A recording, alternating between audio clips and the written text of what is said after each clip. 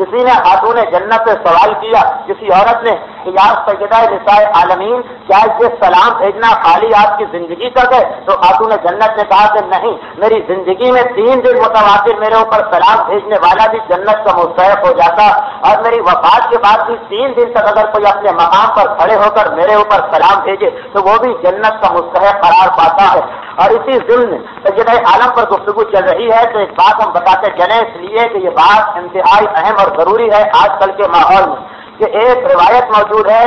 امام جعفر صادق علیہ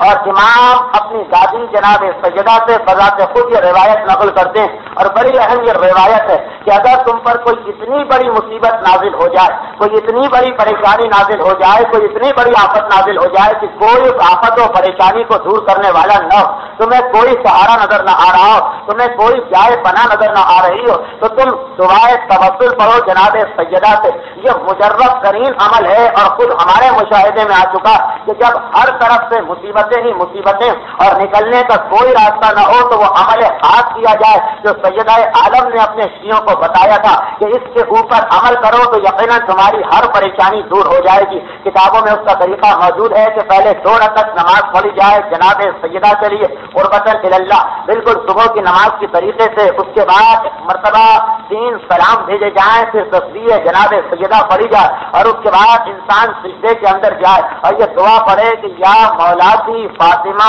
اغثنی، یا مولاتی فاطمہ اغثنی، یا مولاتی فاطمہ اغثنی، یہ پڑھی جائے کہ دعا 510 مرتبہ۔ اور اس کا طریقہ یہ ہوگا کہ پہلے انسان اس جگہ کے اوپر اپنی پیشانی رکھے اور 100 مرتبہ یہ دعا پڑھے، اس کے بعد پھر اپنا دایاں رخسارہ اس جگہ کے اوپر رکھے اور 100 مرتبہ یہی دعا پڑھے، اس کے بعد 1 مرتبہ پھر اپنی پیشانی اس جگہ پر رکھے اور 100 مرتبہ یہ دعا پڑھے، اس کے بعد پھر اب بایاں رخسارہ اس جگہ کے اوپر رکھے اور 100 مرتبہ یہ دعا پڑھے، اور آخر میں پھر اپنی پیشانی اس جگہ پر رکھے اور 110 مرتبہ یہ دعا پڑھے کہ یا مولاتی فاطمہ اغثنی، کہ اے میری سیدہ، اے میری سردار فاطمہ میری مدد کو پہنچیے۔ تو روایت یہ ہے کہ جب کوئی انتہائی بڑی پریشانی ہو جائے، انتہائی بڑی مصیبت ہو جائے کہ نہ دوسری دعائیں کام آ رہی نہ دوسرے عمل کام آ رہے، کوئی مصیبت سے نکالنے والا نہیں، تو اس وقت فاطمہ کے توسل سے یہ دعا پڑھو، یہ نماز پڑھو، تسبیح پڑھو اور دعا پڑھو، تو یقیناً خدا تمہاری حاجت کو پورا کرے گا۔ برحمتک یا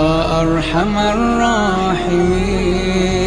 وصلی اللہ علی محمد وآلہ الطاہرین۔